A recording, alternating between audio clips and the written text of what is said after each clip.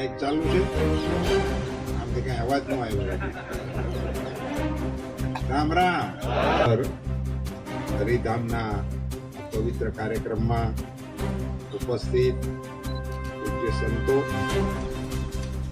અમારા ઉત્તર ગુજરાતના નેતા કીર્તિસિંહજી વાઘેલા સાહેબ, મારા રાજ્યસભામાં સાથીદાર તરીકે ઘણા લાંબા સમય સુધી આ વિસ્તારનું પ્રતિનિધિત્વ કર્યું એવા ભાઈ દિનેશભાઈ નાવડિયા, સ્વરૂપજી ઠાકોર, કનુભાઈ વ્યાસ, ભોલુભા રાઠોડ, વિરાજી ઠાકોર, આજ અમારે અંજળ હતું ભેગા થઈ ગયા. પૂજ્ય સુંદરનાથજી મહારાજ ચેકરા ગૌશાળા, પૂજ્ય દયાલપુરી મહારાજ ખાપરા ગૌશાળા, આપ સૌ જાજાથી જય ગો માતા.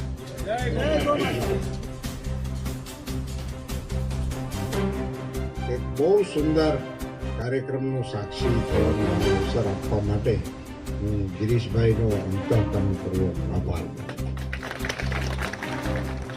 10-12 હજાર ગાયો જ્યાં આશ્રય લેતી હોય, જ્યાં એની સેવા ચાકરી થતી હોય,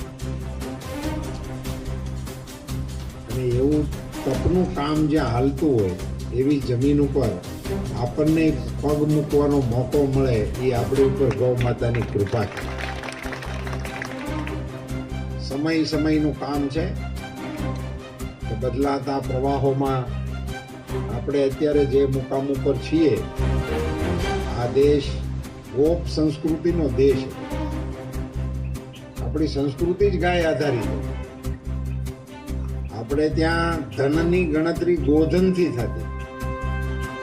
ગોધન કેટલું છે એની કેપેસિટીથી ગણાતું કે માણસ કેટલો પૈસા વાળો. જેની પાસે સૌથી જાજી ગાયું હોય એ સૌથી જાજો પૈસા વાળો ગણાય. પછી આવતા ઘોડા રાખવા વાળા એની પછી આવતા. આ ત્રણેયની પહેલા ગાય રાખવા વાળા આવતા. એ આપણી સમાજ વ્યવસ્થા હતી અને એ આપણા દેશની પ્રકૃતિ હતી. કાળક્રમે એમાં ફેરફારો થતા જાય. એવા ઘણા ફેરફારોના આપણે સાક્ષી છીએ ને. આપણે હાલીને આવતા, ગાડામાં આવતા, બસો થઈ ગઈ, ગાડીઓ થઈ ગઈ. આપણે ઓલી જીપું હવે ક્યાં, એ બંધ થઈ ગયું. ચૂંટણીઓમાં નકર જીપું જ દેતા. હવે જીપું જો કોઈ પ્રસાર કરવો નથી જતો. સાચી વાત છે. ફેરફારો સમય પ્રમાણેના. પોહે ખેતી કરતા,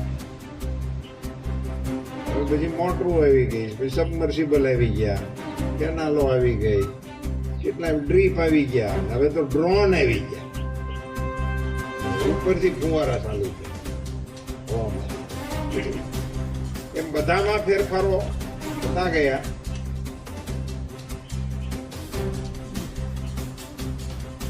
દયા અને કરુણાના ક્ષેત્રમાં પણ ફેરફારો, એમાંય ફેરફારો આવ્યો, બહુ મોટા ફેરફારો થયા. હવે પશુઓ માટેની એમ્બ્યુલન્સ નવા સમયની ભેટ છે. એને કોણ પૂછતું હતું? આપણે તો ઢોર બાંધવું પડતું હતું, ગરદણી ને ઢોર બે હામાં જોવે. અને આડુસ પાડુસ વાળા આવે શું કે હમણાં 2 દીધી ખાતી નથી. આથી વિશેષ કહે ને ધુવાડી કરે, અજમા નાન તેને એવું નાખીને ધુવાડી રાખે ગાયના મોઢા ગાયના.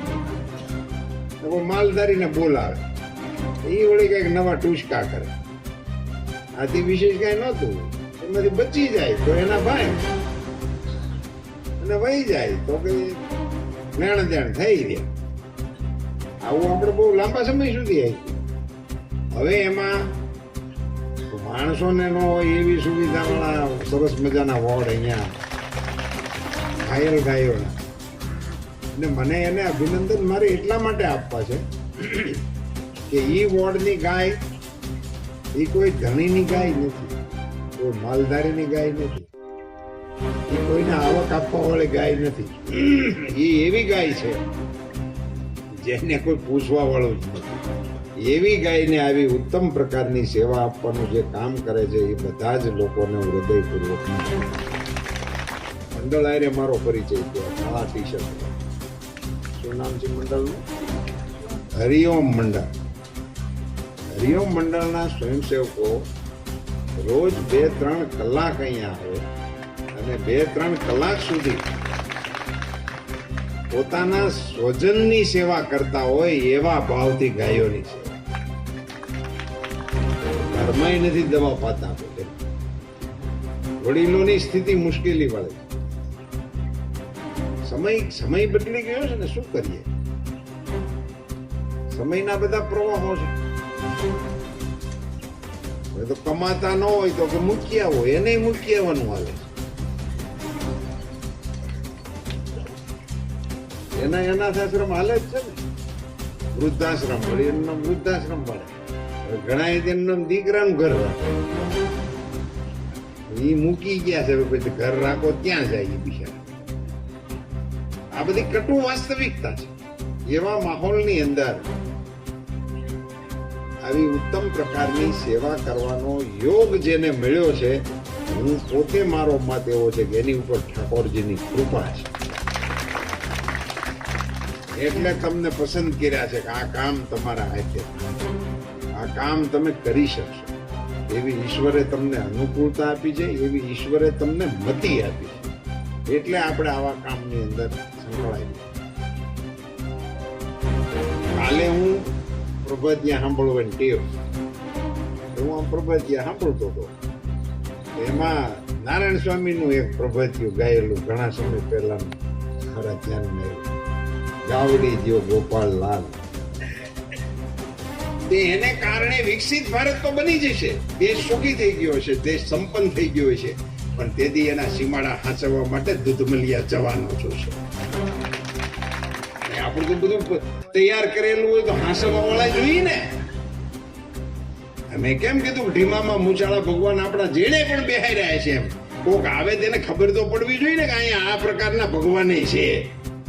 નકરી મોરલી વગાડવા વાળા નથી, સુદર્શન વાળો છે તો હોવું જોઈએ ને. તેથી દેશના સીમાડા હાંચવે એવા જવાનો જોશે, દેશની ફેક્ટરીઓ ચલાવે એવા મજદૂરો જોશે, દેશના કારખાના સંભાળે એવા એન્જિનિયરો જોશે, આ બધી સેવાઓ ચલાવવા વાળા દેશના જુવાનો જોશે. એ જુવાનોને એક ઘી દૂધના ખોરાક હશે તો થશે. એના માટે આ દેશના ગૌતમને બચાવવું એ આપણી જવાબદારી, નવી પેઢીને આપવું એ જવાબદારી. હું એક માણસ થોડું ઘણું વૈદું કરે, એ કોમને એવો થોડો ટેવ એ ઓલા મોઢે કાંક સોંપ્યું, મારે એમ કે આવું ખીલ ટપોડિયાનું કાંક કર્યું છે. વળી મેં એને પૂછ્યું, મને કે ફેશિયલ કરે. આપણને એનો કઈ ખબર નહીં કે કઈ જાતનું નવું નીકળ્યું હોય. અમારા વખતે તો કઈ હતું નહીં. હું તો આમ તો એવું કઈ વાપરતો નથી, એટલે મને કઈ ખબર નહીં. તમે પૂછ્યું હું કામ કરે? તો કે એનાથી ગાલ લાગે. મેં કીધું તારી ભલી થાય. ફેશિયલ થી માણસ ને મેં પૂછ્યું, એટલે આ ગાલ લાલ કરવાનું તને આ કોણે કીધું? તો કે તમે શાંતિ જાળવવાનું છે. મેં ઓલા જવાનને પૂછ્યું, મેં કીધું ઘરમાં કઈ દુજાણું છે? તો એને એવો જવાબ આપ્યો, મને હજી હણકા આવે. મને કે અમે સોથે માળે રહી. એટલે દુજાણું નથી એમ નથી કેવું, મારે સમજી જવાનું સોથે માળે બેન ન પડે. નવી આખી નવી જે આખો પ્રવાહ આવ્યો છે એનું તો બેલેન્સ કરવું બહુ અઘરું છે. મેં એને સમજાવ્યો કે ભાઈ આ ગાલ લાલ કરવા આવું બધું ચોપડાવતો નહીં તું. અને ઘેરે જઈને બાને કે ગાય કે ભેંસ બાંધે અને બપોરે સાંજે જમવા બેન તે બોગરું લઈને પાસે બેન 4 વખત તાહડી ભરી દે ને તો ગાલ લાલ થાય. ગાલ ફાલ લાલ થતા છે. મેં કીધું આવા બોગડે કીધે તો ઘી દૂધ ખાતા હતા આપણે ને આપણી માવું આપણને તાજા વલોણેલા માખણના આંગળીઓ ભરી ભરીને સટકા ભરાવી દેતી હતી. ન ખાય તો ચટણી વાળી આંગળી મોઢામાં નાખતી હતી, એટલે આખી તાહાળી ગટગટાવી જતા હતા, તીખું લાગે. એટલે આ પ્રેક્ટિસ કરતા હતા, એટલે ખૂંટિયાઓને કોણિયું મારીને બેહારી દેવા અવળકંતા આપણા છોકરાઓ થતા. હવે તો રોત આવે ઘોડિયામાં તો મોબાઈલના રિંગટોન જેવા લાગે. થાય શું? એનાથી કાંઈ થાય? આ દેશની આવશ્યકતા છે એટલે ગોપાલન તરફ આપણે ફરજિયાત વળવું પડશે.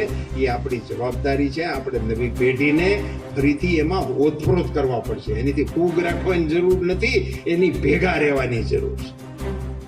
અમેરિકામાં અટાણે 10 મિનિટના $10 લે છે. બોલો, ગાયને બધ ભરવા, હગિંગ, કાવ હગિંગ. બોલો, ગાયને બધ ભરવાનું $10 છે. અમેરિકામાં ભાવ પડી ગયો. એને સમજણ પડી ગઈ કે આ કર્યા જેવું કામ છે. અને આપણે એને શરૂ કરી દીધું કે અમારી છોકરી વાહિદું નહીં કરે, અમે આ સાણ વાહિદા નહીં કરીએ, અને ગાયું ભેહું વાળા છોકરી નહીં દી નહીં દો. તમારા ભાણિયા રહે એમને દૂધ સાહેબ વગેરે ને માગેલ સાહેબ પીધા રાખે, એમાં પછી કઈ થાય નહીં. ભલા આપણે ત્યાં તો સમાજમાં પ્રતિષ્ઠા હતી. આ ગાયને કારણે આપણી દીકરીઓને આપણે ધામેણી ગાયું દેતા હતા. સમાજની અંદર ધામેણી ગાયની પ્રથા હતી. ગાય નીકળે બજારમાં તો ગામના હાહરિયા એમ કહેતા કે આને આ બાઈની બાપાએ તો પિયરમાંથી એને ગાય આપી છે. એ સમાજમાં બે કુટુંબની પ્રતિષ્ઠા વધારવાનું કામ અમારી ગાય મારફતે થયું. એ સમાજ આપણે છે.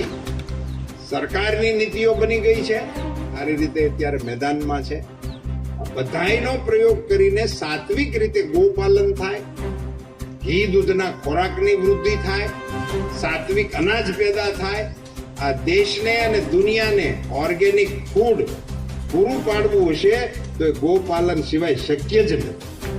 પ્રાકૃતિક ખેતી વગર આ શક્ય જ નથી ભાઈ. અને દૂધ નહીં આપતી હોય ને એ ગાય તમારા ખેતરને તો ખાતરવાનું કામ કરવાની જ છે. એ તો કરવાની જ છે. એ જવાબદારી તો મરે ત્યાં સુધી નિભાવે.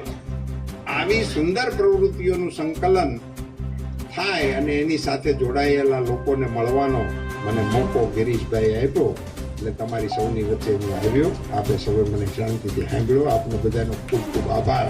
ભારત માતા કી. એવી જેમની ભાવના છે એવા આદરણીય કેન્દ્રીય પશુપાલન મંત્રી આદરણીય રૂપાલા સાહેબ આપણી વચ્ચે ઉપસ્થિત છે. એકવાર જોરદાર તાળીઓથી આપણે એનું અભિવાદન કરશું, સ્વાગત કરશું. ધન્ય બની છે આજે આ આખી વ્યવસ્થા છે અહીંયા આગળ કે આ એક્ઝામ્પલરી છે, આ સ્ટડી છે, આખા ભારતને દિશા સૂચન કરી શકે એવી સુંદર વ્યવસ્થા ભાભર જલારામ ગૌશાળા અને હરિધામમાં થઈ રહી છે. માત્ર ખામી છે અમારી બધાની ટ્રસ્ટીઓની, ડોક્યુમેન્ટેશન નથી થતું. ભાવ તો બહુ છે, સેવા ભાવ બહુ છે, દયા ભાવ પણ ઘણો છે, દેવ ભાવ છે. ગૌ માતાની દેવ ભાવથી સેવા થઈ રહી છે. અમારું જે આખું યુવા ધન અહીંનું ભાભરનું સાહેબ સવારે 3:30, 4, 5 વાગે વર્ષોથી આની સેવા એક ગૌ માતાની ચાકરી કરે. ભણેલા નથી, પણ સલાઈન ચડાવવાની હોય, દવા કરવાની હોય, ડોક્યુમેન્ટેશનની જે ખામી છે સાહેબ આજે ખાતરી આપું છું કે આ જે કંઈ વ્યવસ્થા અમારી છે એમાં જે કંઈ ડોક્યુમેન્ટેશનની ત્રુટિ છે, પંચાલ સાહેબને પણ વિનંતી છે કે આપણે આ ડોક્યુમેન્ટેશનની પ્રક્રિયાને એકવાર સરસ રીતે ડેવલપ કરીએ. જે બીજી ગૌશાળા ભારતની અથવા ભારત સરકારની જે પશુપાલનની નીતિ નિયમો છે એમાં પણ ક્યાંક આપણે ઉપયોગી થઈ શકીએ. અત્યારે 1914 પાંજરાપોળ ગૌશાળા ગુજરાતમાં છે.